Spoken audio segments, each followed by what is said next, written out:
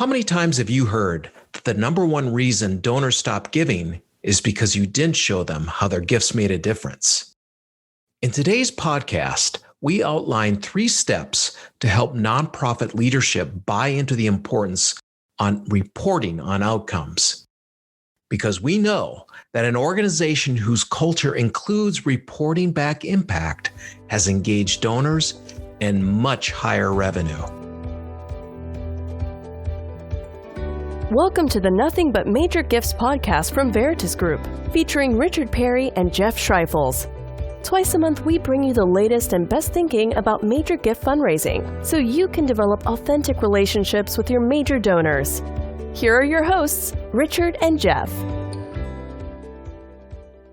Welcome to the podcast today. Richard Perry is with me, and today we're going to talk about the importance of reporting on the impact of a donor's gift. And Richard, I was inspired to talk about this today because I read one of your recent blog posts called No Outcomes, No Giving. And I mean, you pretty much laid it all out there. Well, you know me, Jeff, I just like to get to the heart of it and not do all this kind of walking around the bush and end round stuff. I mean, what good is that? I mean, exactly. I believe if you have the truth to tell, you might as well just get into it, you know? And that's exactly what your blog post did. What I love is that you set up the problem nicely by saying the number one reason why 50% of your donors are leaving and you're losing 40 to 60% of value from donors who give one year and then give less the next is because you're not telling the donor how they made a difference. I know. This is one of the most perplexing things that I just don't understand about nonprofit leaders and managers. I mean, seriously. Yeah.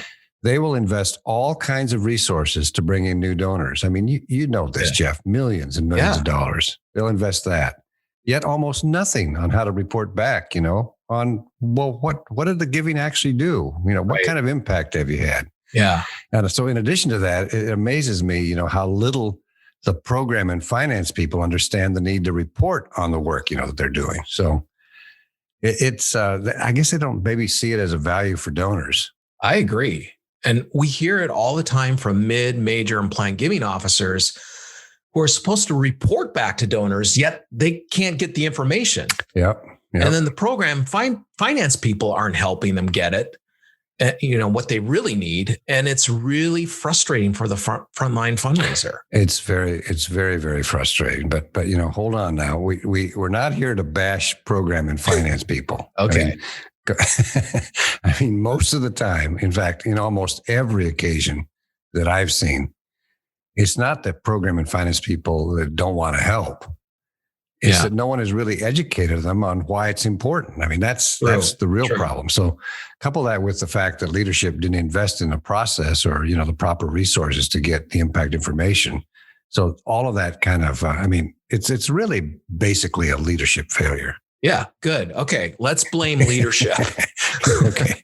So this really is a leadership issue because if the nonprofit leader understands that donors need to know how their gifts are making a difference, then they'll invest in the time and the people and the other resources necessary to make it a priority. Now, here's why.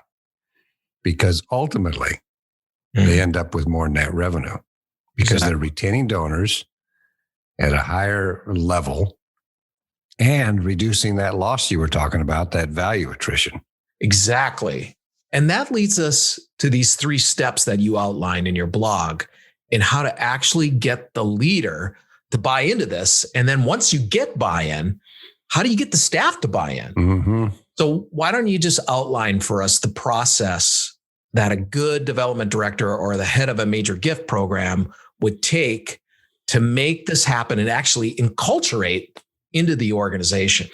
Okay. So there are 3 basic steps. And first, you really need to conduct a donor value attrition analysis. In other words, how much are you losing? Now, remember what Jeff said earlier. Typically, we see donor giving go down 40 to 60% year over year. Now, that's from the same donors. Yeah. Not just giving in general. Right. Which makes it even worse. So let's say a donor gives $10,000 one year. The next year, they're probably going to give between 4,000 and 6,000. But I mean, you've lost 40 to 60% of the value. Yes. So now if you multiply all of that times hundreds or even thousands of donors, you can see why a nonprofit is losing hundreds of thousands to millions of dollars every year. And they don't even know it, right? I know. Because new donors are coming in and masking that loss, right? Well, I know. I mean, in one case, we had the bottom line for the organization growing 6%. Yeah. It's gross revenue. Right. But the actual loss from the same cohort of donors was $148 million. $148 million. Yeah, that's a big organization. Well, it is. But yeah, if you knock off the zeros, I mean, it's all the same thing. So first you have to do the analysis that shows all of this. And if your data folks don't know how to do this, we can do it for you for free. And we'll give you instructions on, how to do that in the notes. But then secondly, here's the thing. Once you have the analysis, and believe me, it's going to be compelling, you take that to leadership and you show the retention and the value attrition problem. Yeah. So when you show that to leadership, to the CEO or executive director, or, and it's basically the supporting evidence out there in our industry that says that the number one reason donors leave an organization is because they don't know how their gift made a difference. So you show that. Yeah. And if your leader's smart, he or she will take that information and they'll put it in their heads and in their hearts, and they know that they have to do something about it. Now, I've seen this happen over and over and over again. So it really, really works once they have the information. All right. So you show the data that proves that you're losing all of this revenue from the same donors year over a year. Mm-hmm. All right. And then, so we've seen this hundreds of times because we've done this assessment. Mm-hmm. And when we go into that boardroom and we show that revenue, I mean, every time, Richard, the leader is blown away by this. I know, it's shocking. Right. So it's now, shocking. okay. So now you got the leader on board. Now what do you do? Well, the last step is to educate your non-fundraising departments or your non-fundraising people. If you don't have departments, and you educate them on how fundraising works and why reporting back is an essential element of all of that. It's probably best if you do this training separately by groups, with the finance people, the IT people, and so on. But I've also seen it done when everybody is all together. But the objective of the training should be to help those present understand the driving philosophy of fundraising, how it works, and what their role is in treating the donor in a manner that honors, respects, reports back to them, and as a result, retains them. Yeah. Now, by the way, we at Veritas can help you do this as well. But here's the point, is that most non-fundraising staff really don't know the role fundraising plays in their work, or, what part they play in the fundraising. Right. And they don't actually understand why they should go out of their way to really help the fundraising folks cultivate the donor with showing impact. I mean, so that's the big problem. Now, what you just outlined for some fundraisers, they'd say, well, this seems like a pipe dream. I mean, does it really work? How would you answer that? Well, I acknowledge that it does take a lot of work, to make all of this happen. But if leadership is on board and provides the resources and, quite frankly, the directive to make it happen, it actually happens. And, we've witnessed this over and over again, Jeff. It really, really does work. I mean, when you think about it, it's really helping the organization adopt a culture of philanthropy. Yeah. And if the leader understands that, it will actually happen. And not only developing a culture of philanthropy, he or she, the leader, is basically making more net revenue come in. Exactly. And because, again, here's the thing. If you ask a donor for a gift to alleviate a need or to solve a problem or to take advantage of an opportunity, and they believe you, and they give a gift to address that need, and then you're able to report back on the impact of that need, how the donor truly made a difference, they will continue giving. Mm-hmm.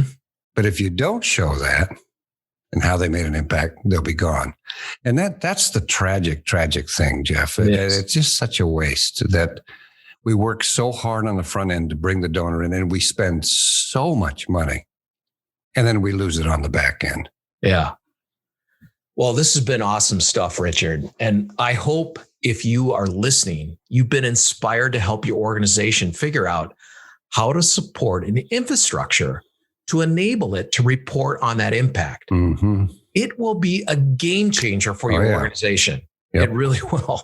Before you go, we just want to let you know that our new book is available on Amazon called It's Not Just About the Donor, The Ultimate Management Guide to Major Gift Success. And everything we've talked about today is explored in that book in much greater depth. Yep. Right.